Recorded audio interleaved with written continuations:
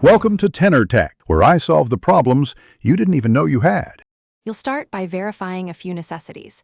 Confirm your carrier plan includes personal hotspot and that cellular data is on.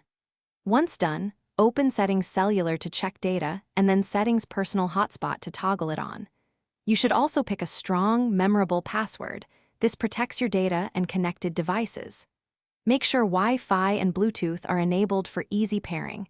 If you need USB, have a lightning cable ready. These steps get you connected quickly and securely. Now you configure the hotspot so devices can join. Go to Settings Personal Hotspot and toggle Allow Others to Join. This broadcasts the network. You can rename the iPhone Wi-Fi in Settings General about if you prefer a clearer SSID and change the password to something strong. Choose your sharing method: Wi-Fi for multiple devices, Bluetooth for low power pairing, or USB tethering when you need stable, fast performance.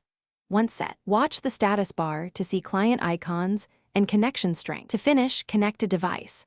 Open its Wi-Fi menu, select your iPhone network, and enter the password. Simple.